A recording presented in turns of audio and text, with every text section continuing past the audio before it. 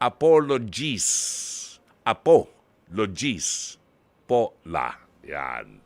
Panoorin ho natin. O, eto na. Nang makita niyang naaagrabyado ang kanyang apo, syempre, to the rescue ang lolay mo. Lola Josie, humarap ka na.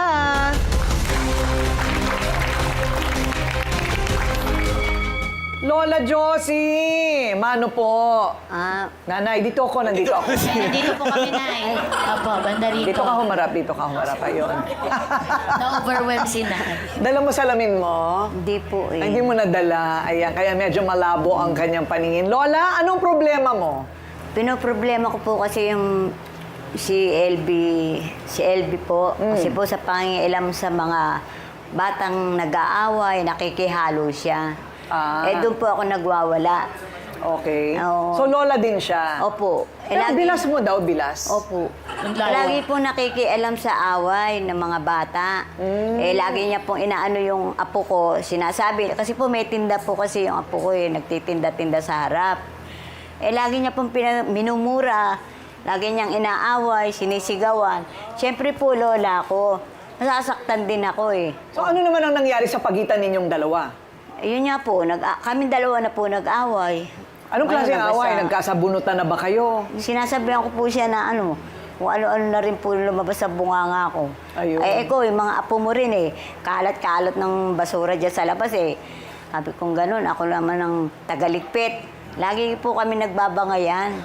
Ano yung tapunan ng tubig? Ayun po, binubusan niya yung tubig yung paninda ng apo ko.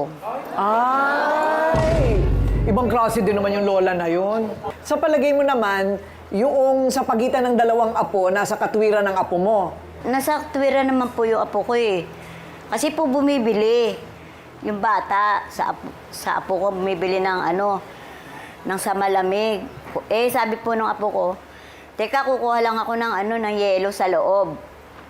Kumuha po. Paglabas niya, nakita niya, siya na nagbebenta yung apo niya. Kaya nagalit yung apo ko rin sa kanya. Nagbusan sila ng tubig. Palagi ko naman pwede naman niyang pag-usapan. Di ba? Una mag-donate kami ng basurahan. Di tapos. Lagi po siya angil lang ang salita. Parang ayaw umamin ng pagkukulang. Siya naman raw ang lola na palaging mainit ang ulo. Sinisigawan kahit sino, kahit yung apo. O, eto na yung inirereklamo. Lola LV, humarap ka na!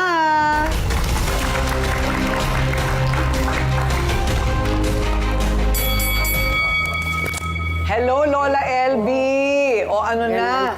Pareho, 66 ka rin? Opo. Oo, pareho kayo ng edad ni Lola Josie, Opo. So ito ay... Chismosa yan. Ano? Chismosa. Dagdalera. Ganyan na yung sa akin, panganda ako.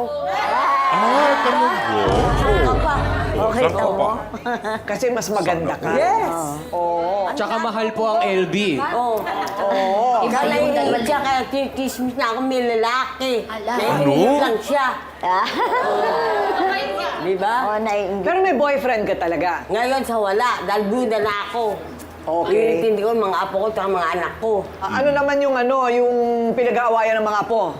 Nag-aaway sila dahil sa bumiling bata. Sabi ni Ira raw, kuha siya ng yelo. Siyempre, naiinip yung bata. Binenta ng apo ko. Pagdating ko, pag ganun na, nag-aaway silang dalawa. Inaawat ko. Dumating to, sumusugod. Anong gagawin ko? Minumura ako ni Ira. Di natural, patulang ko.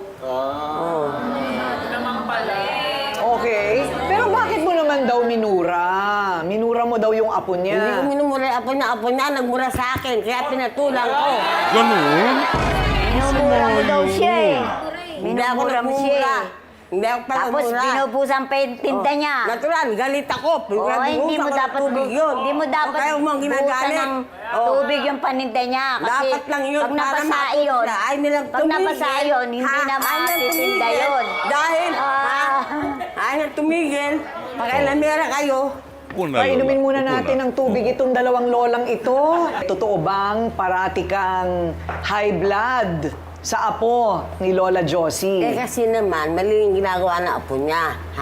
Inaawat ko lang, sinasaway ko lang, palamura mga apo niyan. Palasagot. Ganun? hindi magagalit Tingnan sa tanda ko ito, mumurahin ako ng bata. Ano ba? Pero papatulan mo. Bakit ba nag-aaway yung dalawa? Agawan ba sila sa pwesto o agawan sa mga bumibili? Dahil iba naman yung binibenta nito. Iba naman ang binibenta Hindi nito. lang nagkataon lang noon na bumibili yung bata. Eh, siyempre, kumuha siya ng tubig. Eh, yung bata naiinip. Kaya binenta ng apo ko. Tapos nagkakaroon si Ira nung dumating. Dahil lang doon. Siyempre, nabili na sa kanya eh. Oo. Bata agawin pa. Eh, siyempre, babalik at yung bata, babalik naman yung naghihintay yung bata. nagbibenta. Siyempre, naghihintay yung bata. Babalik at babalik Naiinip siya. yun. Sabi niya, pabili na. O, di mo pinabili na niya apo rin. ko. Kaya nagagalit siya. binentahan agad. Tapos dumating siya, inaaway Dapat niya. nag-antay yung- nag-antay naman yung Tapos bata alam mo na eh. yung apo niya, inaaway niya. Di Nag-aantay inaawat naman ko. ng Para bibigay maayos yung sila, ano eh. inaawat ko. eh, ayaw, yung apo mo lumumura. agad ang Di nagbigay ng na rin ano siya. eh. Dapat Pinag- magantay binusang siya tuloy yung kasi paninda niya. Sige, sabayan kayo. Teka muna, sandali Para lang. Nagbayad na. Opo. Hindi pa. Nagbayad na raw sa Sinungaling kanya. ka. Alam mo, parang Hindi hindi pa totoo yung nagbayad. Aling Josie kasi Yes. bakit mo naman babayaran 2 beses yung isang Oo. bagay? Hindi pa Hindi po kasi, nagbabayad. ganito yan, bumili po sa kanya, bumili. Bumili Dapat nga, po hindi pero niya sabi pinagbilan. niya, Kasi ganito yon. Kung ako rin, bibili ako ng soft drinks, uhaw na ako. So may dalawa. Eto, walang tao. Eh, eto may tao. Meron din siyang soft drinks. Dito talaga ako bibili. Punta ka doon. Paano mo ngayon dedepensahan yung apo mo na wala siya sa pwesto niya nung nandun yung bata? Hindi po, kasi mali naman po yun eh. Yung kumuha lang ng yelo, bebentahan niya.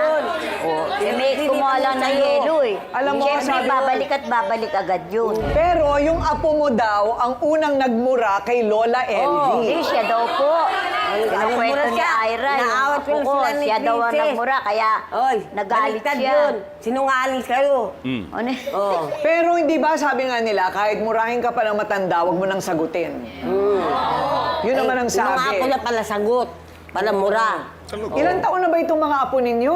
Ano na po yan, 18? Ay, bata pa. yan. Bata pa. Ay, Oo, anak, ito. 18, apo niya, 22 na. O, 20 na yung apo mo, baliktad ka rin. Hindi mo tinatanong mabuti. Okay. Diba? Nako, Apo mo, hindi mo... Dr. Love, minsan sinasabi, di ba, na wala ka bang pride, di ba? Tama ba yung tanong na yon na kailangan parati ka na lang tama? Dapat kasi ang buhay natin nandoon sa tama. Pero pag pride ang pinag-uusapan natin, hindi naman maganda sa isang tao yung wala tayong pride. In reality, kailangan natin yung pride. Pero kailangan alam natin kung kailan natin gagamitin yung pride na yan. To top it all, itong magkakaharap na ito ay magkakadugo. Magkakamag-anak ito. No? Kaya Correct. nakalulungkot makita na ganito ang nangyayari. Sa mga lola, alam niyo, pag punong-puno kayo ng galit sa inyong puso, tatanda kayo. Kukulubot ang mukha ninyo. Finally, gusto ko lang ibahagi sa inyo yung sinabi ng nanay ko sa akin nung araw. Nung nabubuhay siya, Lola, sabi ng nanay ko sa akin, ipakita mo sa akin ang bunga, sasabihin ko sa iyo kung mabuti ang puno. Ayun. Pag nakita nating palamura ang mga apo at mga anak natin, ibig sabihin sa bahay nila ang mga magulang palamura. Yan. Tayo po ang ehemplo ng mga kabataan. Palagi nakatingin sa atin ang mga apo. Minsan nga napagsasabihan tayo at napakasakit kung kailan ka matanda na tsaka ganyan, wala kang pinagkatandaan, napakasakit madinig yun. Subukan nyo, balik natin ang Diyos sa buhay natin at baka magkasundo ang pamilya. Yun ang mahalaga. Yun, Magkaisa kasi tayo. magkakapamilya pala kayo, no?